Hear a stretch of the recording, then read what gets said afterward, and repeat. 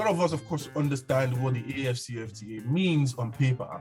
However, we still do not really have a broader understanding of its ramification, like what it potentially will do for Africa in situations like this. Okay, we know it's going to be the pioneer free trade area that will make the EU trade zone or trade area become like a second fiddle. Okay, all that is great, but how does it help us understand situation or come out of situations like this? And I was wondering, Alex, if you want to give us like an overview of what the AfCFTA is and why it's so important to young Africans. Absolutely, thanks for the question. And it's probably one of the most important questions facing Africa in the last few years, if not decades. So the free trade area, the African Continental Free Trade Area, the idea behind it is that all African nations will join, that's the aim. And once African nations join it, within 5 to 10 years, depending on if you're classified as less developed or non-less developed country economically, 90% of tariffs will be removed on goods traded between member states. So far, it was introduced initially for signatures in March 2018. So far, about 38 nations have ratified it, which means actually taken it legally through their parliaments and submitted it to the African Union, as the free trade area is a project of the African Union. And so far, it's been signed. So the support of 54 of the 55 nations, Eritrea being the only one that hasn't signed it, and as I say, ratified fully through 38 nations. All the big players have signed it, to be honest. South Africa, Egypt, Nigeria, Kenya, Angola, Algeria, Ghana, Rwanda, Ethiopia too. So most of the big players are on board. Morocco isn't, but maybe it will be soon. And as I say, within 5 to 10 years, 90% of tariffs will be removed. And within about 13 years, they aim for 97% of tariffs on goods traded between African states to be removed. And the free trade area itself is part of the Agenda 2063 plan from the African Union, which is the idea to have a kind of a single market, which is the free trade area. Also an African Union passport to really liberalize visas, or in fact, not needing any visas to travel between African states. And they've also got a policy about a single air market to make it easier to fly between African nations. I'll just quickly touch on the rough economic benefits for coming back to you. The World Bank has kind of got the main, is probably the most quoted estimate economic benefits of a free trade area. And they've suggested by 2035, the free trade area alone would lift about 30 million people out of extreme poverty. Extreme poverty being $1.90 per person per day, 30 million, 30. It would lift about 68 million people from moderate poverty, which is about less than $5.50 a day per person per day, add $500 billion to the continent's economy, and increase wages for both men, women, skilled and unskilled workers by about 9 to 10%. So this is a huge estimate, of course, 30 million people just from a free trade area. And this isn't even the free trade area. Imagine if it was implemented right now. This acknowledges the fact it's going to take 10 years or so for all nations that ratified it for the tariffs to actually be removed. That acknowledges that. So in 14 years' time, that's our estimates. But the way I like to view it is, even if the World Bank has got it completely wrong, even if it's not 30 million people out of extreme poverty, it's only 10 million people, that is still an enormous amount, and really goes a long way to tackling the problems of poverty in Africa. It's not going to be the silver bullet that enriches the entire continent and makes it become, say, every country a middle-income country, but it's going to do a hell of a lot, especially considering about 30 million people in extreme poverty is about 8% of all people in extreme poverty in Africa, and that's just through the trade deal. And the World Bank hasn't really got a great record of being optimistic with trade deals. It often underestimates the impact of trade deals. So that's kind of the overview what it is, and the most commonly cited economic benefit. And I'll turn it back to you now, Ibrahim. Oh, thanks, Alex, for that overview. Phumlani, I mean, you're the pretty much the economics amongst us right here, the proper economists.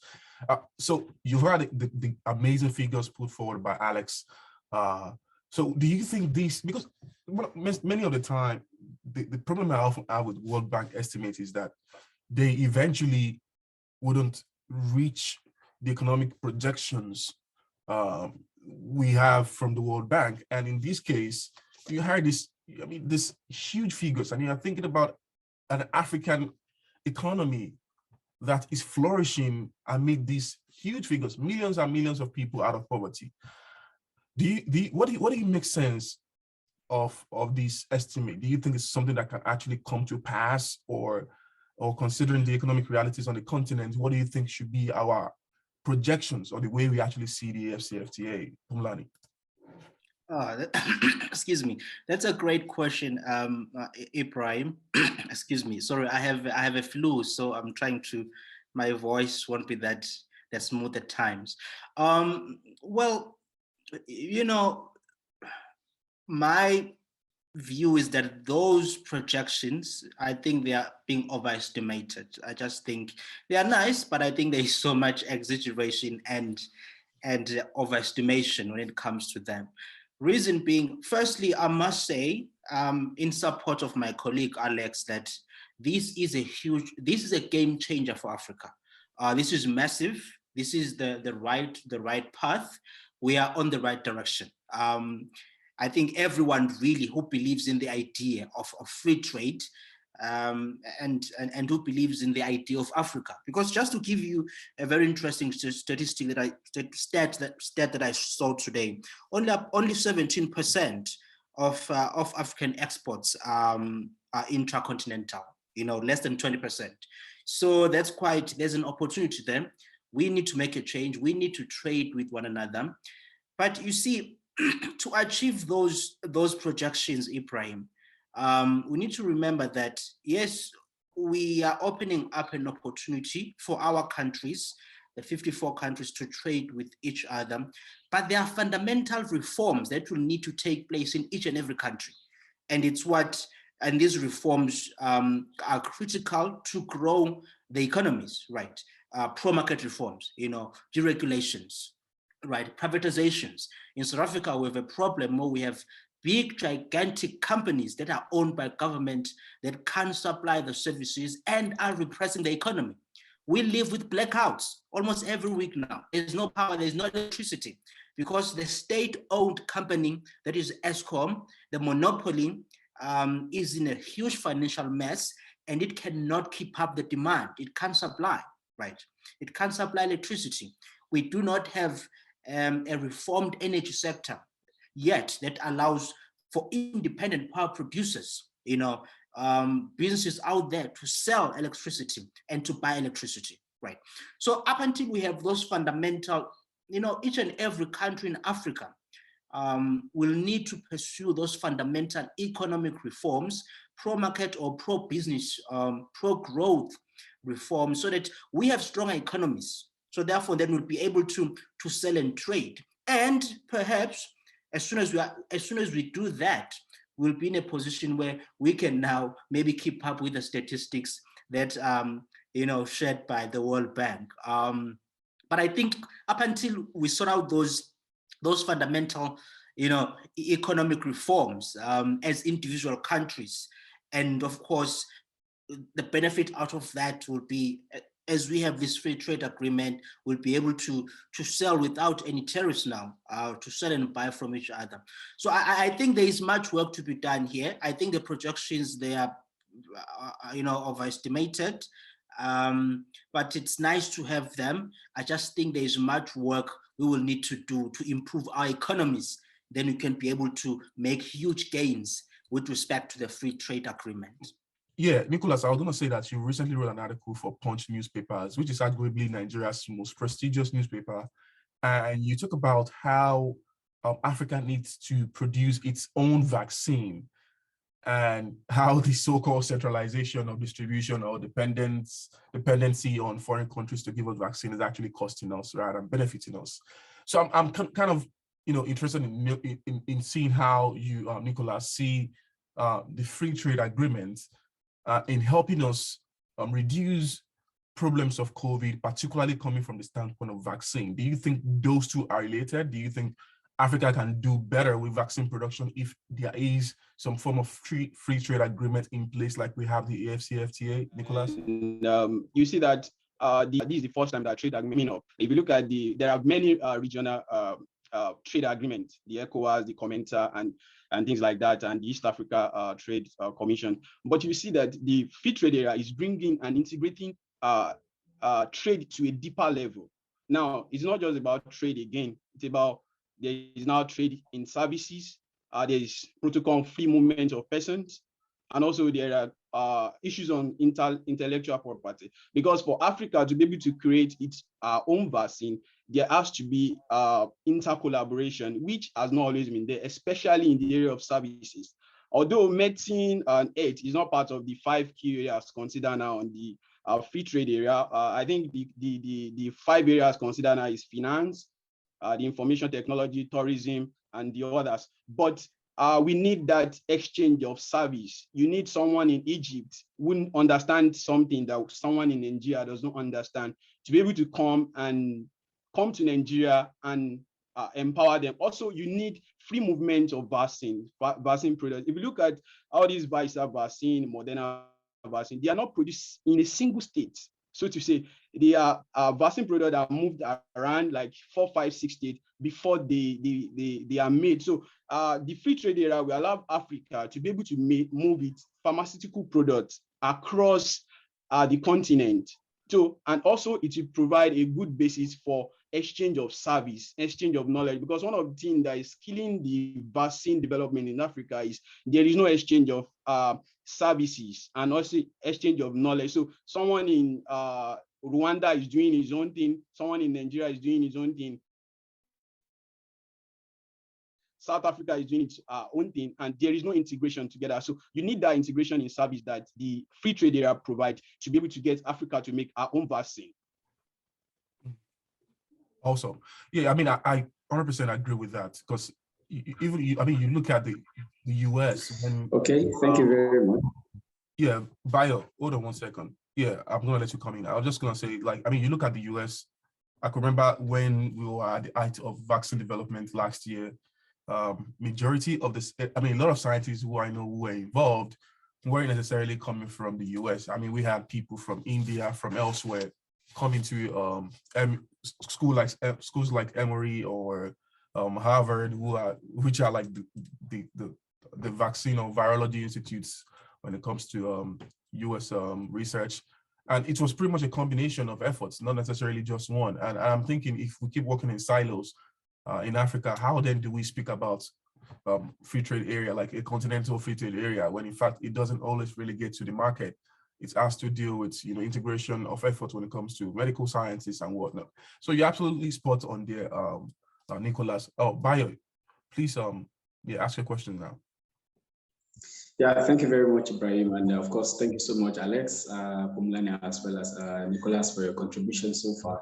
And you see, my contribution probably would go around all the guests we have today. I probably even invite you also shoot in a comment or two about the efforts being invested by African countries to make sure that, looking at the fact that the COVID-19 now has a new deadly variant, and what's the possibility of having this agreement being able to cater for the new variant that is currently the current deadly wave, so that we do not plunge back into the disadvantages of the first wave, the first known variant of the COVID-19 virus, and opportunities that this agreement would likely be able to submerge should this deadly variant continue to gain more grounds, as we probably potentially see it to be.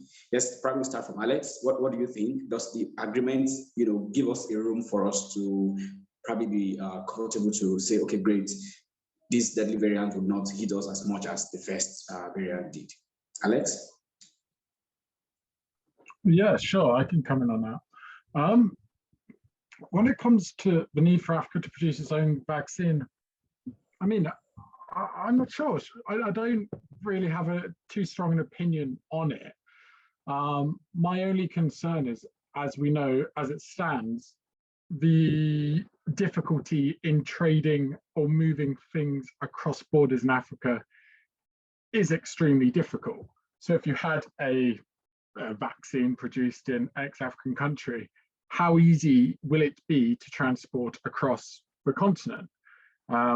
Today, we know that, say, moving goods from Chad to Cameroon, even though it's only 1,600 kilometers from the two capital cities, is 6 times more expensive than moving those same goods from Chad to Hong Kong, which is the other side of the world.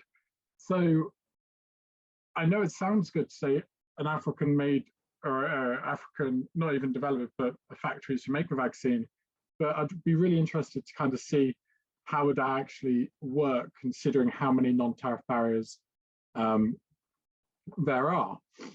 And now the free trade area is planning on trying to tackle many of the or some of the non-tariff barriers. It's set up a website and has a support program focused on eliminating them. And you can report specific non-tariff barriers to the African Union or the Free Trade Area authorities, and they can try and address them. And that's been somewhat successful so far. I mean, a few months ago, there was a complaint lodged against a glass manufacturer in Kenya because they didn't allow imports of specific types of glass from a Tanzanian company, but that was just arbitrary and they weren't allowed to do that. And that was dealt with. But even those in charge of these websites and programs have admitted it's very difficult to play catch up. The moment you tackle one non-tariff barrier, another one just pops up. One non-tariff barrier of the free trade area could help, though, is, say, corruption on borders. I might be very optimistic when I think right now, what at least part of the problem with the corruption on borders in many African states is when traders arrive at said border, they don't necessarily know how much they're going to have to pay. They don't know if they're going to have to give just 1% of their goods they're exporting to the border control, or they're going to have to give 50%. Whereas I feel if there is really widespread awareness about this free trade area and people were really serious about it, it would empower exporters to go to the borders and say, no, I know I don't have to give anything. I know it's tariff-free access across the borders. But in regards to Africa and experience of COVID, it's quite an interesting one. I mean, the entire pandemic pushed about 100 million to 120 million people back into extreme poverty, which is extremely bad. But it seems all the estimates are, considering the continent of Africa makes up about 2/3 of all the people in extreme poverty, COVID only pushed about, I say only, but it's still a huge amount, only pushed about 40 to 50 million people back into extreme poverty, which is about less than half of the total number of people globally that went back into extreme poverty. And this is a curious puzzle, because if Africa makes up the most amount of people in extreme poverty by far, but the pandemic only pushed about half of those people who slid back into poverty are from Africa, that's an interesting puzzle. But it does seem that compared to the rest of the world, there's been a lot of talk about Africa kind of coming off lightly from COVID. I mean, of all the deaths reported globally, just 3% of them were from Africa. And of course, there's a huge amount of reporting problems. The number of tests are extremely low in Africa compared to other regions. I think Africa as a whole has done about 75 million tests, and globally there's been about 4 billion tests. So the US has done more in a few months or a couple of months than Africa did in the entire 2 years.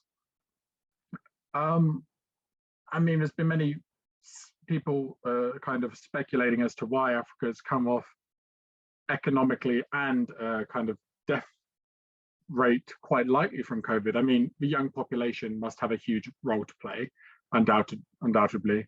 I'm not an expert on COVID, but Africa's average age is just half that of Western Europe, which Africa's average age is 20, Western Europe's is 43. The US's average age is 38, Africa 20.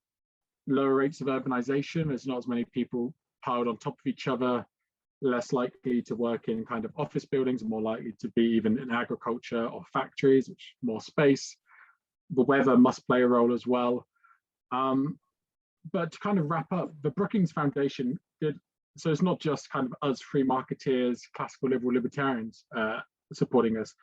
The Brookings Foundation has found that they did a kind of extensive modeling and found that the free trade area, if it was implemented today, would help undo about half of the cost of COVID on the African continent. So they modeled, and it was about COVID took off about 8% of GDP, and if the free trade area was in place, it would only mean COVID would take off 4%.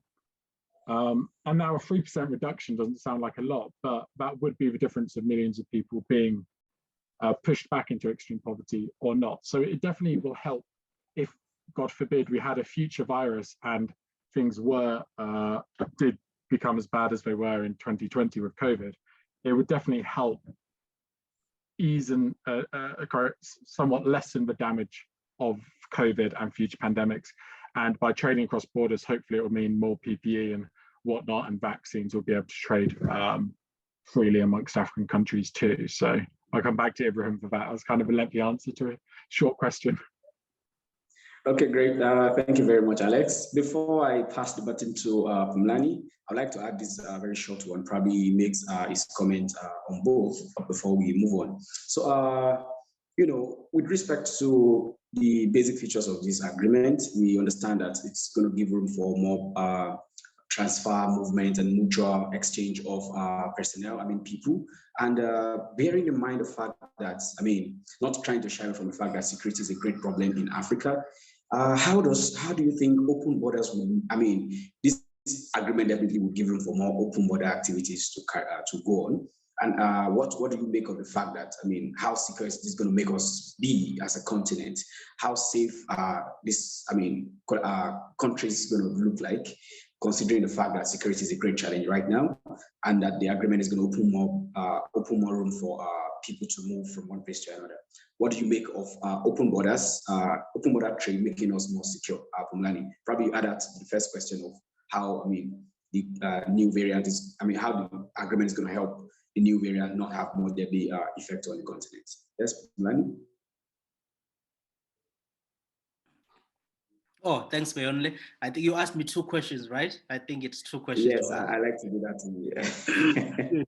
I think if there's only one thing that we know for sure, at least I am sure of, I don't know about Alex, but I am sure of, it's that so long as we have this COVID-19, I think we will struggle to make a strong start on this free trade agreement, because every now and then there are these different variants that are coming through. Look at what just happened now. South Africa's tourism suffered over the past year because of the government lockdowns, right? People couldn't travel, airlines. It was the case in many countries around the world.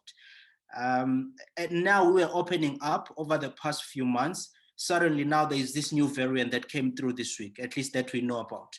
UK has banned South Africa and will ban other countries, and other African countries will at some point perhaps ban South Africa or be banned by other countries around the world. So it's going to be difficult so long as we have this COVID-19. We haven't yet had a strong hold of it to suppress the disease, to be able to trade and be productive. It's going to be very difficult to make a strong start on the free trade agreement. So I think what we need to understand right now is that there's a huge challenge in terms of making sure that we can manage the pandemic, that we don't see these variants again. And that will help us as the African continent to be able to push through on this free trade agreement. And now the second, your second question is around the open borders. Now, I'm one of those people who think that the idea of open borders can't work in Africa at the moment. I don't think it can work. And by open borders, I'm talking about the movement of people from one point to another. My view is that what we need is to make it easier for Africans to travel in between countries, but not to eliminate borders. We'll still need to put in some security measures because we still face huge security challenges in Cameroon, in East Africa, right beyond our borders in South Africa. We are battling the ISIS-linked terrorists. We still have conflicts in Central Africa. So goods and services, that has to move. It's a challenge that definitely has to move. Now, the challenge that comes with it is that we'll also need to, remember, this free trade brings other new challenges as well. And that is, we will need to fix our, to ensure that we manage the management of the process of the movement of goods and services. That, again, will need a strategy. It will need an investment.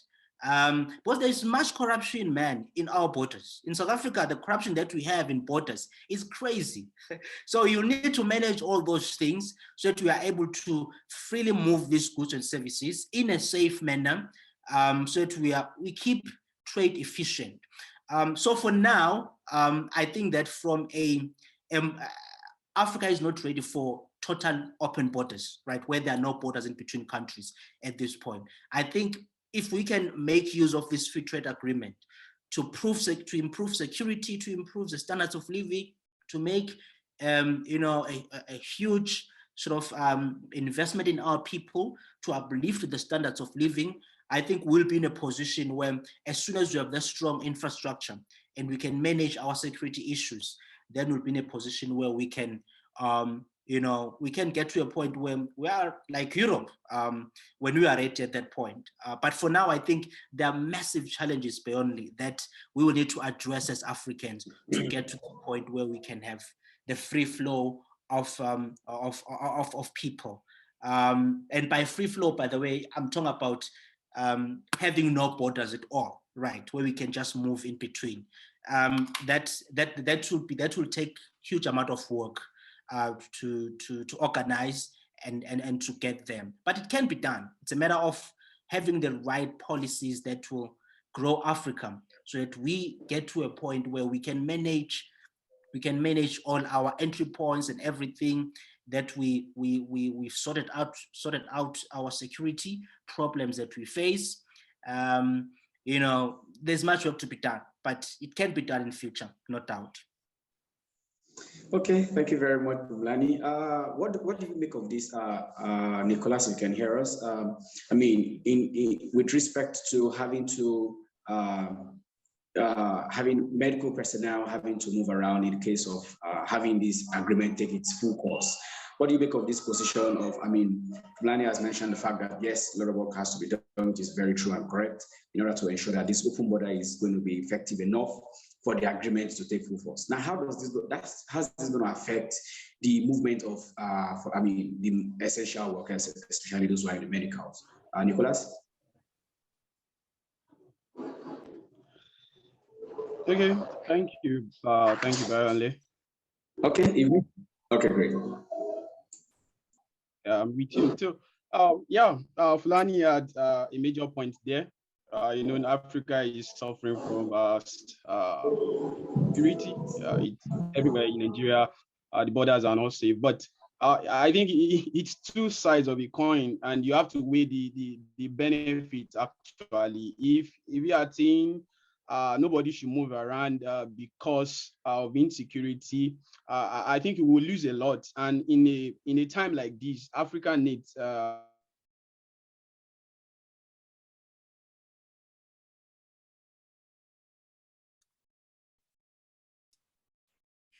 think we're having connection issues with Nicholas's device again.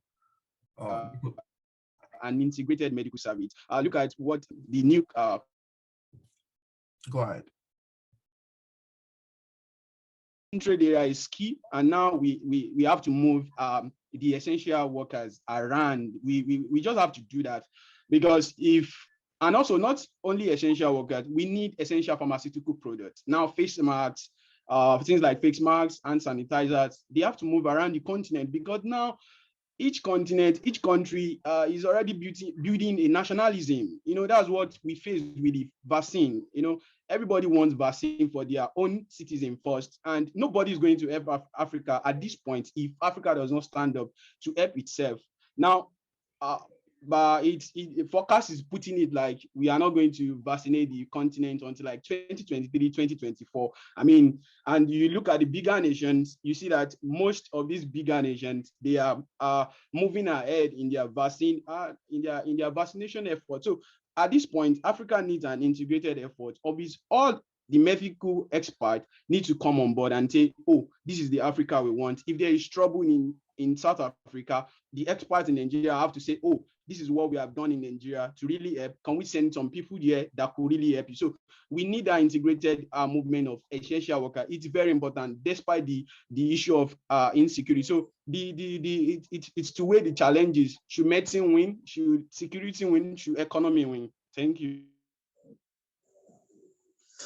All right, thank you very much. I'll pass on now to Ibrahim, while we take comments from the chat box. Yes, Ibrahim, over to you now. All right, thanks, Bayale. I think this is really fascinating, the debate on which should outweigh what.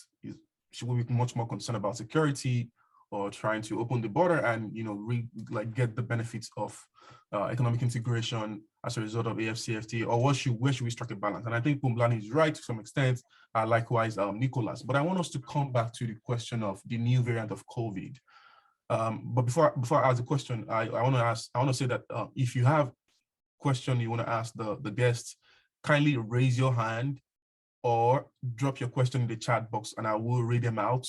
But if you raise your hand and we ask you to unmute yourself, please keep to 30 seconds to ask your question. And be sure you do not have strong background noise. But my question now to both Phumlani and Alex is that, and I would love Nicholas to contribute to this as well, since you're a public health practitioner. So we are, of course, in the middle of not even middle, like at the starting point of a new variant. I was seeing some alerts from New York Times and Al Jazeera this morning about this. I forgot the name. Is it Cosmos or something? And it's emerged from Southern Africa. So if that's a possibility, it means we could be looking at more stringent measures to keeping people safe, at least in Southern Africa, even if it's not the whole continent. So what then should be the right mitigation effort? People have option of, say, shutting down the whole country or shutting down certain regions or certain states. Some are even saying maybe we should, create a greater social distancing measures, or should we just devise another way of shutting things down, perhaps not fully, so that we do not have this crazy variant spreading across the continent, because the past variant may not have strongly affect the continent, but you cannot predict these new variants will not do it. So, Phumlani, I want to start with you before I go to Alex real quick. So what do you think should be the mitigation plan? I understand you are an anti-shutdown person, but we also have to face the reality that this could be a deadly variant, because they say it's even immune to vaccine. So what do you think should be the right measures to keep people safe first, before we think about the economic side of things? Well, the solution is not to shut down, Ibrahim. I don't think that is the solution. Though the advocates of lockdowns, they tend to argue that is the solution. As economist Thomas Sowell once said, that it's all about trade-offs. There isn't a solution to our socioeconomic problems. There are trade-offs. So we've seen the impact of lockdowns in South Africa. I will speak of it. It has been, the impact has been hugely negative. And I think that the best way to handle the pandemic, at least at this point, is to encourage people to behave, right? Social distance, wear your mask, sanitize, and all those things. Try and put in regulations where you will try and limit that. People should still go out, but limit as to how, or at least regulate as to how they can move, by not putting draconian regulations, but putting elements or regulations that will make it for people to continue to be productive. The negative effects of lockdowns, they are massive in terms of depression, suicidal rates, people losing their jobs. All that cost is not accounted for when people are talking when people are talking in favor of lockdowns. They don't look at those costs. They look at just one dimension of one cost and say, well, I mean, if we lock down, we're therefore going to, to try and eliminate debts. Africa has, I don't see the COVID pandemic, the COVID-19 pandemic, and Alex did speak about this earlier. The COVID-19 pandemic really didn't hit Africa hard as it did for other regions around the world. And the reason for that is really not that difficult to understand. We are a different society because of the average age that Alex spoke about, the climate that Alex spoke about, urbanization that Alex spoke about. So there are many factors that play into this, Ibrahim. You cannot take the actions or policies of Western countries that face different challenges. And one of those challenges in America is obesity, right? The average age in other regions of the world in Western countries is higher than Africa. We cannot take the policies that are being done in response to COVID-19 in those countries and fully implement them here, sort of one-to-one kind of a thing. We do as what those guys are doing because the dynamics are different and we need to account for that. And also the socio-economic conditions are different as well. We live in a society in South Africa where 75% of the youth doesn't have jobs. That's shocking.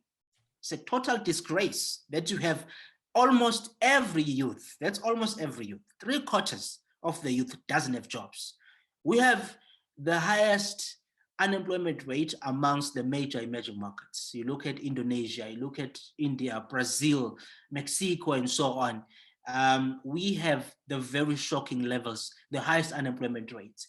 So if you shut down the economy, all those things, you are making a huge impact in people's lives. And really, you are subjecting them to misery. That is much more worse, given the fact that they still, by the way, will have a high chance of surviving the disease because of the factors that I mentioned earlier.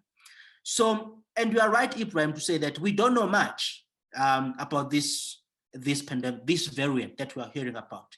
So, and then if we don't know much, why should we now shut down the country, right? Let's wait to get more information and then we can see what we can do. But still though, the lockdowns would be quite very destructive to the country. So, I mean, for me, you to briefly answer your question as to how can we mitigate this? There isn't a solution here, Ibrahim, there are only trade-offs, as Thomas Sowell once said. So, and I think that we need to change our behavior. It's a time of a pandemic, but a total shutdown, that is not going to work. We need to follow the protocols, limit the number of people in buildings, gatherings, sanitize, vaccinate. Only 24% of our population is vaccinated in South Africa. So all those things, we need to take those measures. But to say we should lock down at this point, I think that would be quite more destructive and wouldn't really help on net balance. Absolutely. I do not think lockdowns can put Africa into any form of safety. They're only going to compound our misery. But trying to still maintain the devil's advocate position, Alex. So a lot of people have said, okay, if we are not locking down and we're saying, okay, let's have these measures, social distancing, washing your hands, good practices, it means we are trusting people to do the right thing, right? I mean, if you, Pumlani, are saying that we shouldn't shut down, it means you and Alex live in the same country and you are trusting Alex to act right so that you will not contact the COVID. You are trusting Alex and Bayonle and me to wash our hands, to be safe. So the thing is that, Alex, a lot of people have said, taking this trusting measure, asking people to social distance rather than locking them down, you need some form of strong regulation or strong defense to make sure compliance is in place. And of course, we know in Africa's case, that often leads to abuse of laws or provisions. So I'm guessing you will agree with Pumlani that lockdowns are not the best, but also the reality that some of these other measures will have to be enforced.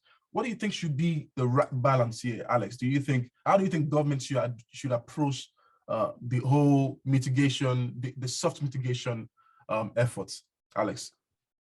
Yeah, sure. And it's a really tough one. I mean, going back to last, so March, maybe April, if was kind of when COVID started to hit Africa in 2020, April 2020.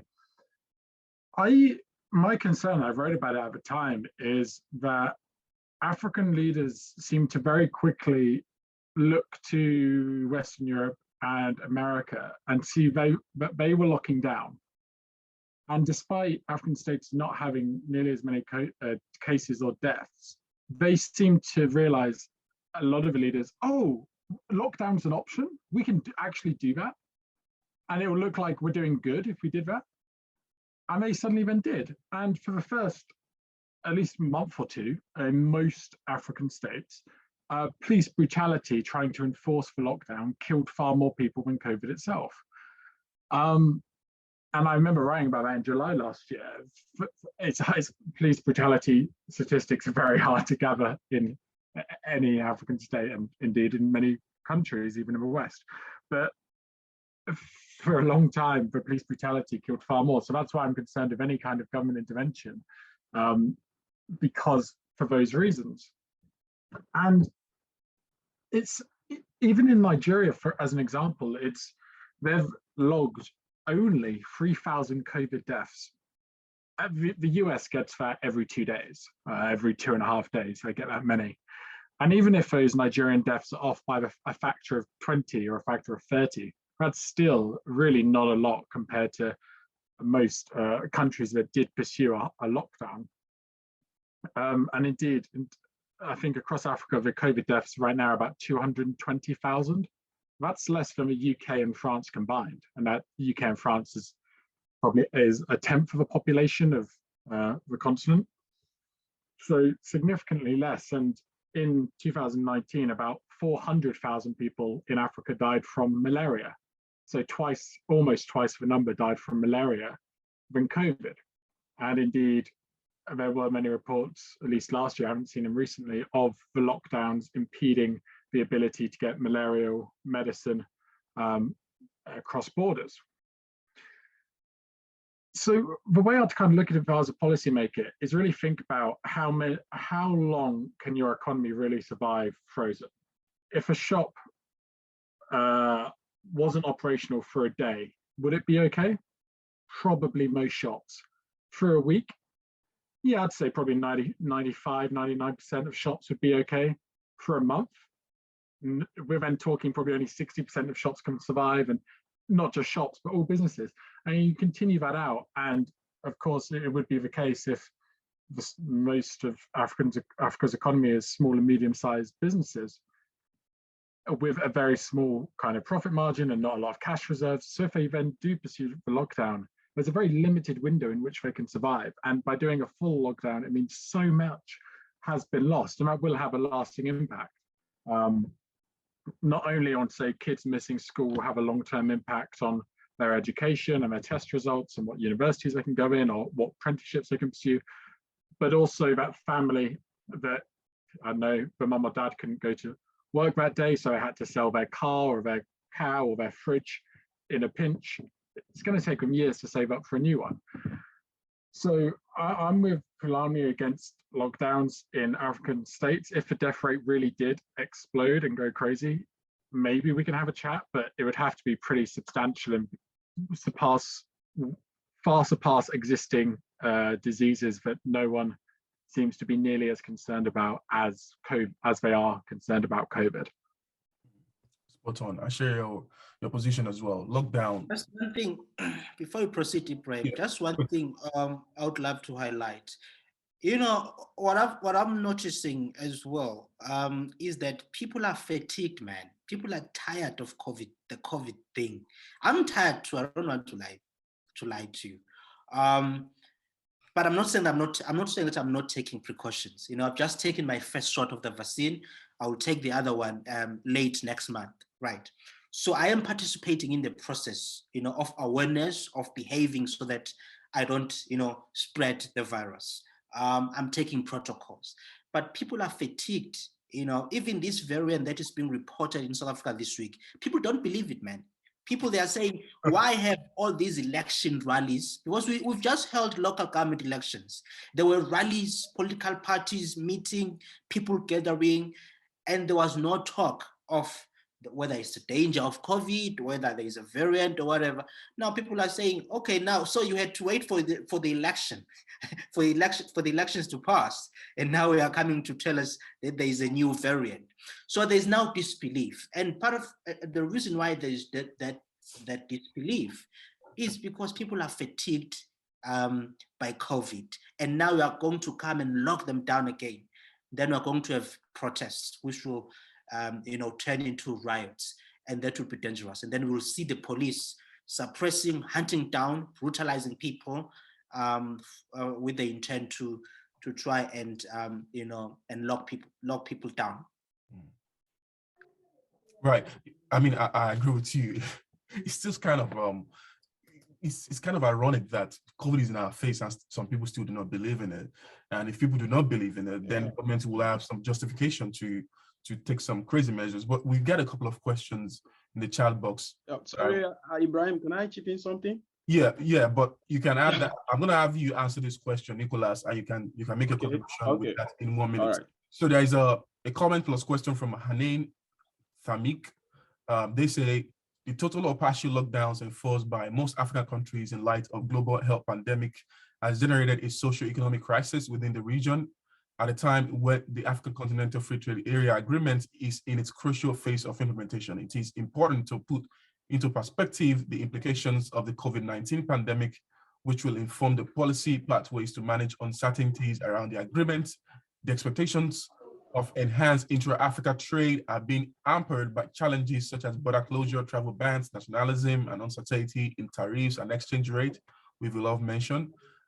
Also, the key question that comes to mind is, how can the Africa Continental Free Trade Area provide economic opportunities post-COVID-19 pandemic, accelerate industrialization in Africa? Nicholas, you want to address that in a minute, please?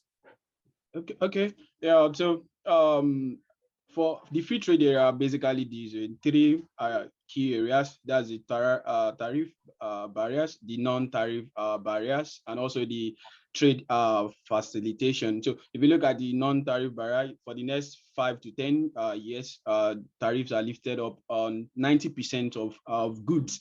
And also when you look at the key major area for me is the non-tariff barriers. That's where you look at infrastructure and transportation and things like that. So those are the key places, because if you look at the major contributor of trade in Africa, the small and medium enterprises, and these are enterprises and organizations that faces a lot of challenge with the non-barrier tariffs. So if the free trade area is successfully implemented, which enhances trade facilitation and also remove some of the non-tariff barrier, custom challenges, custom barriers, and the small and medium enterprises in Africa actually come on board. And also it's the free trade also enhances competition and productivity. If you look at most of the goods that Africa currently export out, they are natural resources, and most of them are raw commodity. You look at for Nigeria now, the major export product is oil. And even the oil, it is in raw form. You go there, you refine it, then you are bringing it back, paying on something that you exported out. So when the barriers, the non-tariff barriers are removed, you see a lot of Africans are coming together, especially the small and medium enterprise, being able to actually come on board. So I think the gain post-COVID of the free trade area is for the small and medium enterprises, because you look at the statistics of World Bank, they are saying that Africa contributes less than 3% to the world trade. I don't believe that. You only need to go to the border of Benin Republic in Nigeria and see the number of medium and small scale informal trade that happens there too. The trading in Africa is actually more than that. But the reason why we are not actually seeing the benefits of some of these things is because these small and medium enterprise, they cannot actually overcome some of the non-tariff barriers at custom. They cannot actually pay transportation, infrastructure. So I think that those are areas that we make a big changing point post-COVID for Africa if the free trade area is successfully implemented. Right. Thanks, Nicholas. We really also just to add about the issue of, I think you don't need a lot of policies. Go ahead in a few seconds. Go ahead.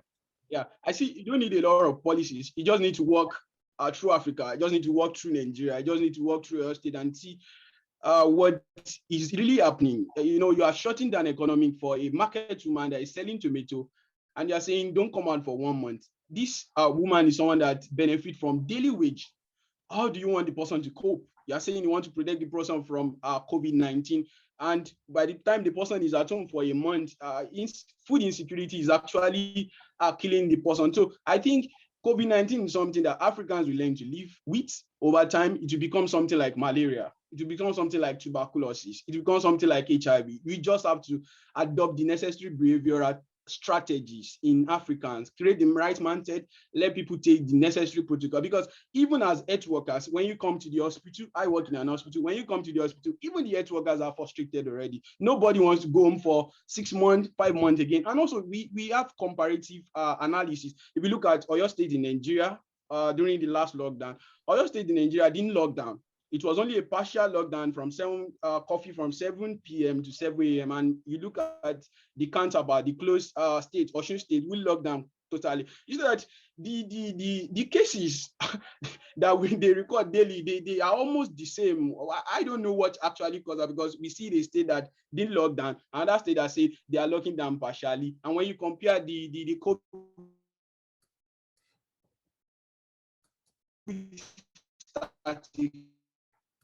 Right. I think we're having connection issues with Nicholas.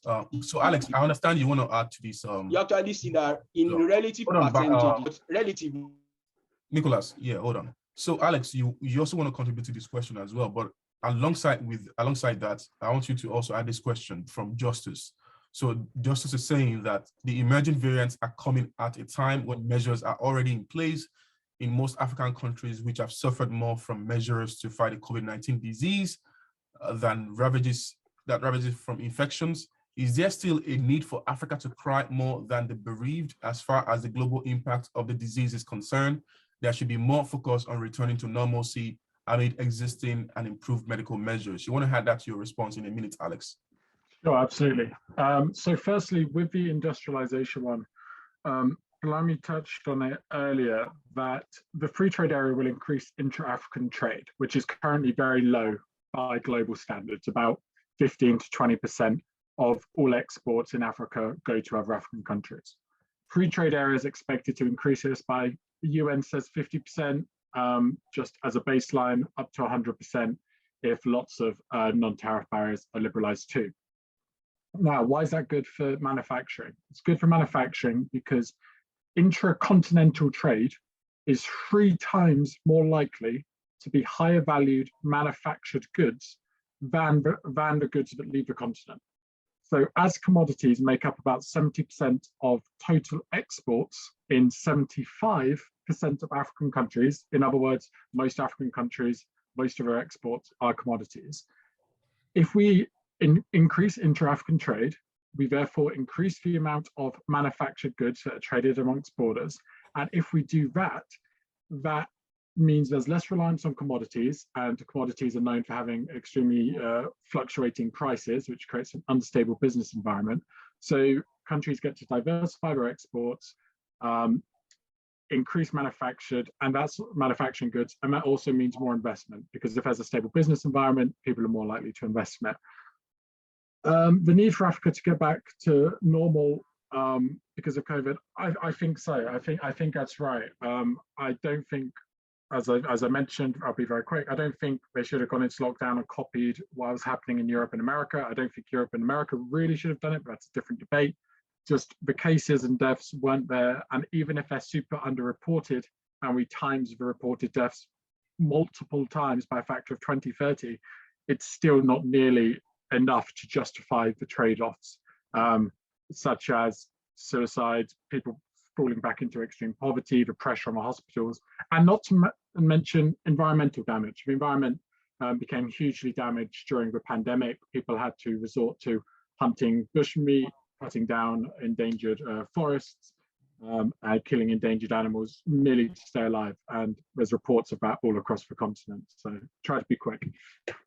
Right. I mean, those are really great questions. I mean, I was reading there's an article from The Economist that talks about that very issue of people going back into their villages, hunting the animals. We spent millions and millions of borrowed loans to keep alive the last 10 years. And now they're like pretty much disappearing because you're locking people down. They can't get food. They gotta go back to their rural areas to get whatever they can. So it's really spot on with that, Alex. I just want to read this comment, and I'm going to have you, Pumlani, give us the final salvo. From Daniel Abuga, one concern about the AfCFTA is that weaker economies in the continent could be negatively affected in the hands of relatively stronger ones, as the latter would flood the markets of the former with goods whilst they are unable to do the same. Pumlani, you want to give us a closing comment on that? Can you repeat that? And I hear it carefully. Yeah, so this person is concerned that if we go ahead with the AfCFTA, bigger economies like Nigeria, South Africa will eventually flood the markets, or the economies of smaller countries like, say, Benin or Togo or Lesotho. And in the end, the AfCFTA would not have benefited everybody. So that's Daniel's concern. What do you say to that? And it's a valid concern.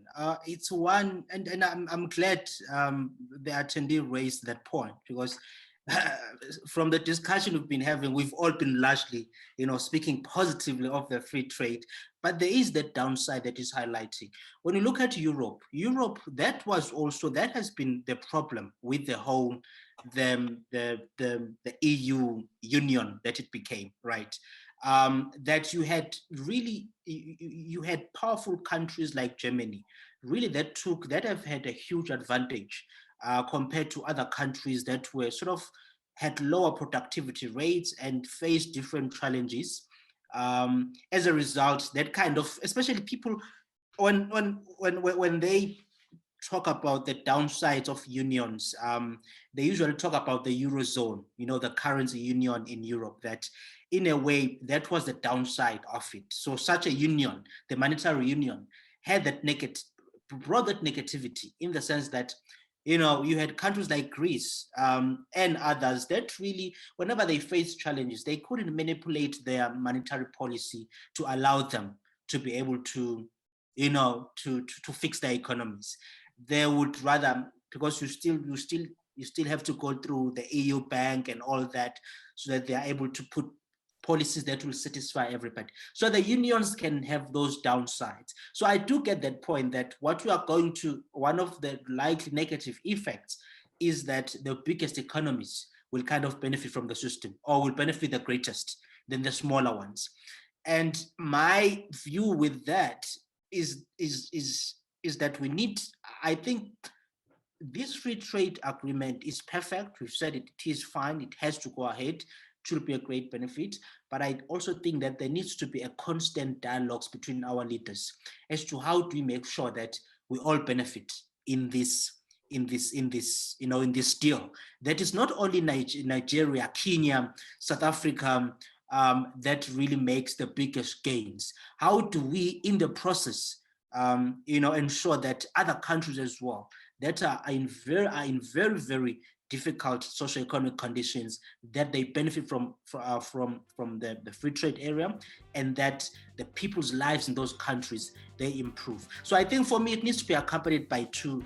One thing that needs to be there as well is the idea of a dialogue to ensure that those smaller countries don't end up being the victims of the whole process. Instead, they benefit as well. It's going to take a constant dialogue, and I think that dialogue is important in my view. Right, Pumlani, thank you so much.